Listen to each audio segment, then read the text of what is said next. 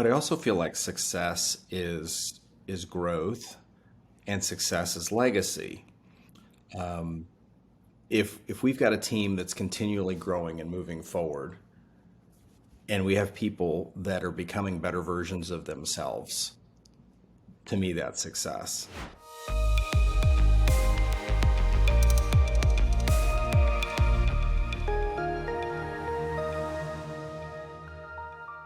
Welcome to Build Your Culture Brand with Dr. Jay Rains. As leaders, you have the ability to design and lead culture intentionally. Hear from culture leaders who are moving from a values list to values lived. Welcome to this episode. Today I have Bruce Ploeser. Bruce is a multi-unit owner-operator of Chick-fil-A Goodyear and Chick-fil-A Avondale. They're on the west side of Phoenix in Arizona. Bruce and I first met about 10 years ago. We were doing some projects together in India, and we became friends, have kept up with each other over the years. In fact, over the last 3 years, our Leaders Q coaching team has been working with their leaders, and it's just really been a lot of fun working with them, investing in those leaders.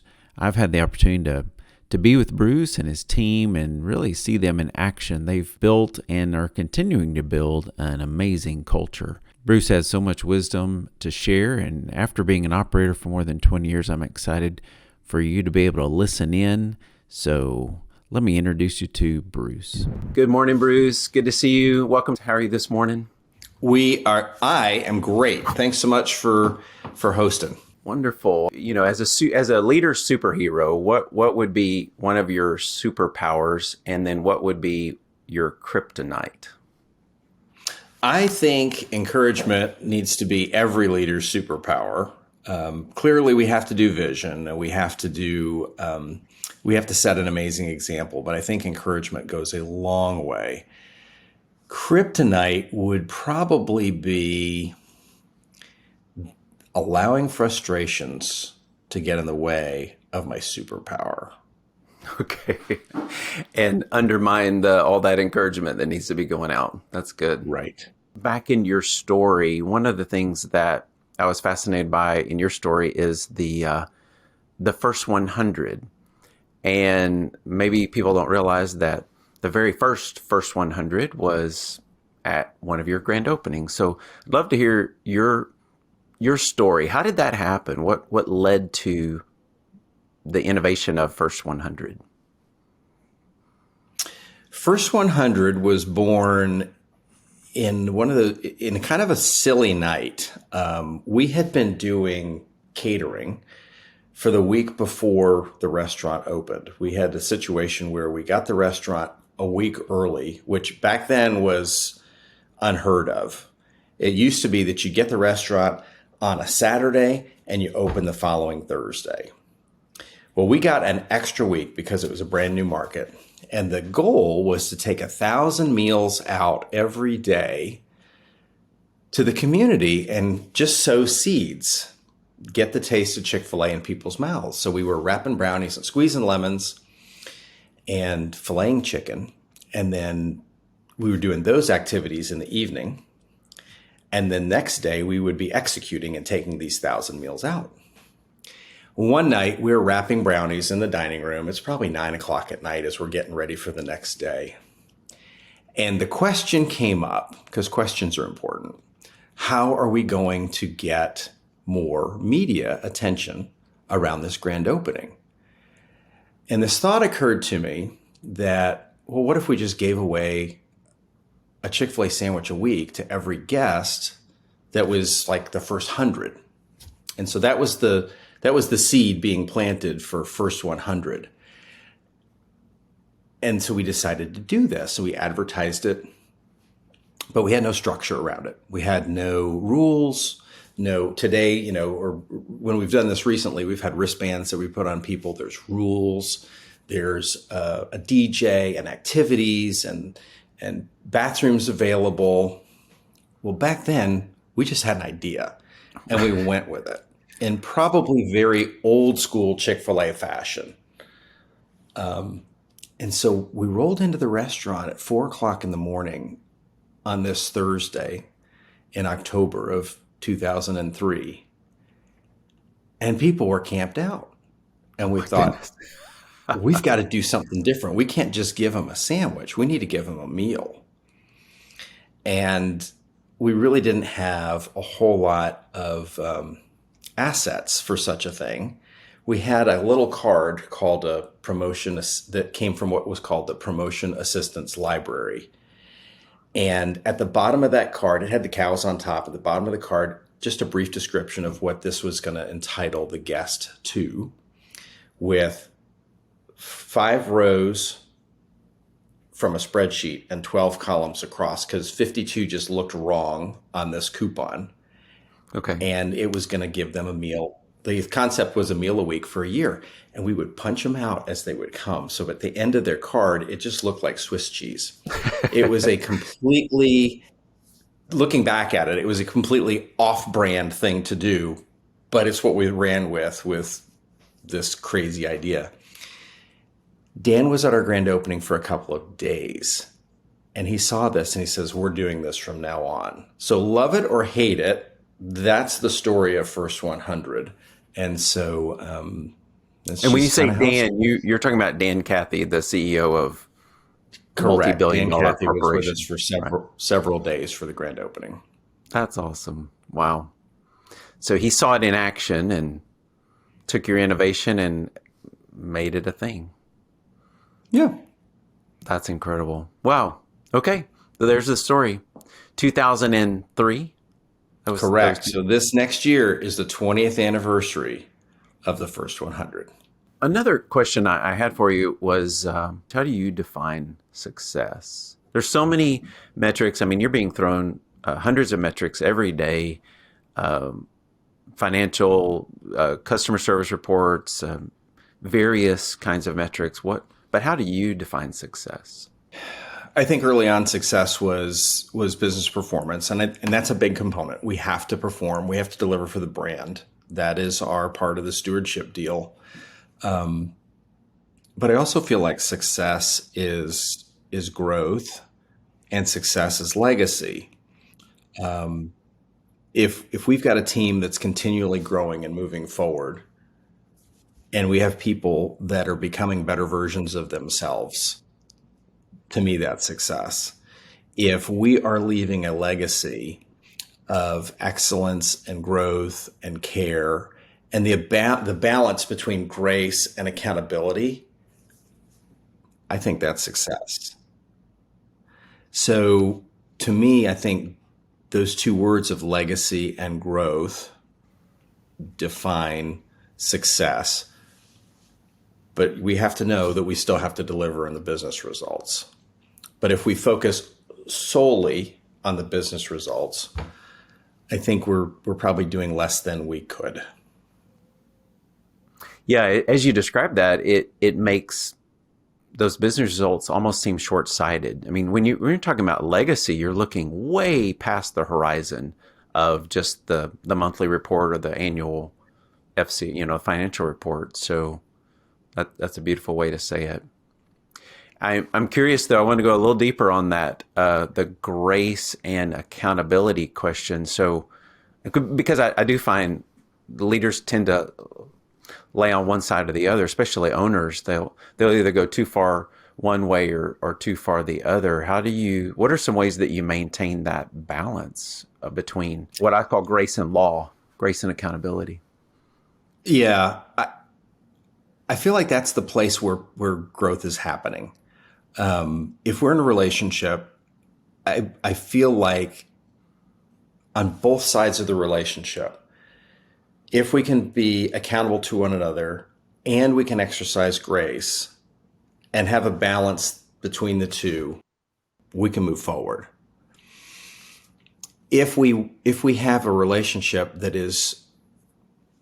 grace has been extended, but it's not being respected or received properly, and so then we're doing grace, grace, grace, grace, grace, and no growth is happening, then the person is not feeling as though there is a spirit of accountability, or conviction. That would be another word, is like, I'm feeling convicted about what you and I've just talked about, and I need to do some introspection and make a change That's the accountability. Yeah.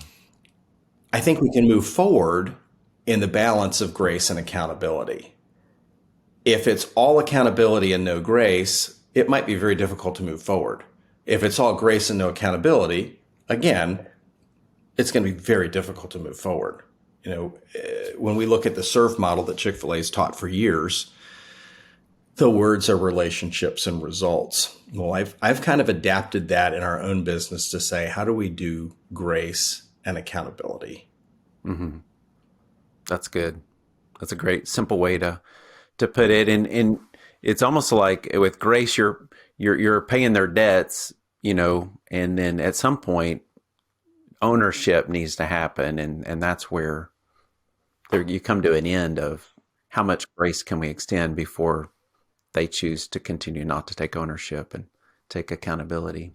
Beautiful. One of the amazing things I've seen from your team as we've worked with you over the last few years, and we've kind of worked together to develop this, but y'all are just rocking it. You have a structure called that we're calling a culture brand, a way to design and lead and develop the culture on your team. Tell us a little bit about that. I'll let you describe what that is and how you use your culture brand. Well, Jay, it was I think we're coming up on 3 years since you came out to visit with us. And I think you and I have known each other for 10 years at this point. We always had a culture in our business. And I've described in the past that I think a lot of organizations start more on the relational side of a spectrum. And as the business grows, they become more systemic and more specialized, et cetera. For those early days with people like Jessica and Lindy and Carlos, when we had worked together a lot, we kind of all got it. We all understood what the culture was.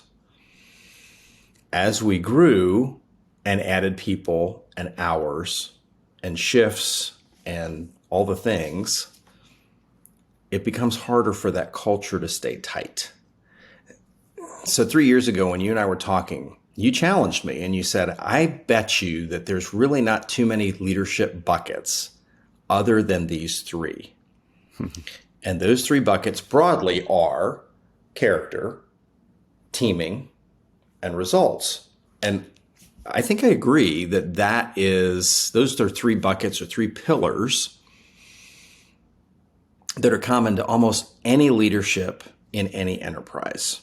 And I don't know how many things would fall outside one of those three buckets. The culture that we had for a long time, 15 years, 16 years at that point, actually more than that, it was really hard. It was hard to do. But when we looked at it in the framework of character, teaming, and results, it really became more clear. And for us, our culture brand turned into B, which is around character. What do we want to be true about ourselves? What do we want to be said about us? Play, think about systems, think about think about training, think about processes. Right. And win, about how do we measure those things? So what do we want to be true? B, character. How do we do the thing? Right. Play or teaming. How do we measure it? Win or results. So those three buckets of character, teaming, and results, our words for that became B, play, and win. And we wound up choosing action words. For us, B is not a description, it's an action. For us, play is an action and win is an action. Now, all of those can also be a noun, but we feel like there's value in seeing them as action. I love it. Verb. I love it. And as we've played this out, and by the way, just to put this in context, we've been able to do that with multiple other teams, and yours is unique. Be, play, win. Others have their own unique way to say results, team, and character. And but I love how you've really it lives out your values. It's like taking the values off the wall and puts them into action, and then gives them a way to actually live them out and measure against it. Are we living up to a winning attitude? Are we playing well together, collaborating, developing others? Are we coachable on the B side? Are we coachable and humble? Are we taking ownership? Those kinds of things. So I love how you've done that. And then you went ahead and mapped it to your hiring. You mapped it to your annual reviews. So it's really become an extensive tool for your team. So good job on creating the culture. What's a way that using that culture, making it so simple, what's an example of how the culture brand has played out personally for someone in a positive, or I don't know, in a positive way that's helped the business? I think one of the most positive things is the culture brand has turned into a filter for so many things. You mentioned appraisals. You've mentioned a couple other things we use it for. But one of the biggest things we use it for is our business plans. Our senior director in each restaurant has a business plan, and the pillars that support the business plan are the culture brand. It's be, play, and win. And then each director that serves with the senior director also has a business plan, and their business plans are around be, play, and win. And so now the B gets a little bit more granular at the play, and the win get more granular at each level. The B part is now taking the form of great people. How do we do great people? It's selections, it's development, it's training. Play is around systems and processes, and win is the measurement. Because we've been able to put it into 3 one-syllable words, which is great for me because I'm a simple person, it becomes bite-sized for everybody. Sure, yeah. And we feel like that's been a really good guiding document. And so each one of those business plans is just a single page. And they're designed to be aligned with the business plan that it supports and the organizational business plan. So those 3 pillars of character, teaming, and results provide alignment all the way up through the organization. And I think that's been a big help. So you've got behavioral alignment on the culture side, on how do we act, how do we show up to work and work together. But then you've also got executional alignment, the organizational, what are we tracking, what are we measuring? I love that, how you really, it takes both sides. You can't, just have good behavior. You also have to have good execution. And that's amazing how you've been able to put those 2 together in 3 words. So good job. Well, we had some coaching help, so thank you. Well, our team loves working with your team, so that you just have some stellar people. So thank you for that.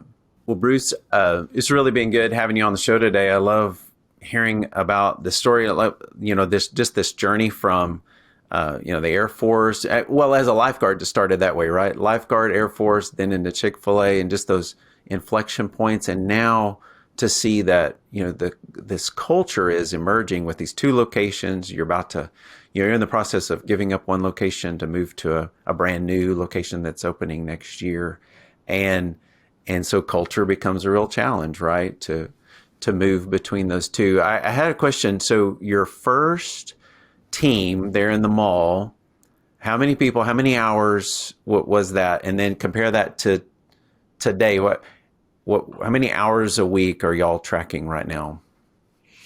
Yeah, I'll just tell a brief story about that. In the very first restaurant, of course, I have been very open with people in the past about my failures as a brand new operator. And I don't know that they are uncommon for people, but I might have been just a little bit thicker than most. Minimum staffing at that point was 42 hours a day. Today, we're running close to 600 hours a day, just for contrast. Yeah. And in that first opportunity, I would work 14 of those hours, so about a third of the 42. And then we would schedule the other 28. And so my direct labor could be one third. Today, between two restaurants, if we're running 1,100 hours today, there's no way my direct labor can ever catch up to a day that takes 1,100 hours, an enterprise that takes 1,100 hours to run. And so it has to be influence because my direct labor could never keep up. And that means we have to be very purposeful about how we approach leadership and influence because that's the biggest impact I can have. Now I'm curious. I'm gonna have to ask another question. So, what's one thing that you do in the month? So I can see how your influence was, significant there in the beginning with being such a part of the numbers, we might say, or in the labor hours. But what's one thing in the month that you do to accelerate or multiply the influence that you have on the organization? What's a habit that you have that is essential for influence? We have 12 directors in our organization, and I spend one-on-one time with every one of them every month. And about half of that time is focused on them. And the other half of that time is focused on their business plans. And how are we doing with that piece? Again, that's going back to relationships and results, which are slightly different than the grace and the accountability we talked about before. But I feel like that's one thing that's really helpful. And I think the other thing that we facilitate, it may not be necessarily my direct role, but it's something that we've been committed to, is having a group to coach us. Now, this is not something you've asked me to talk about, but we have what we call a cascading approach of coaching.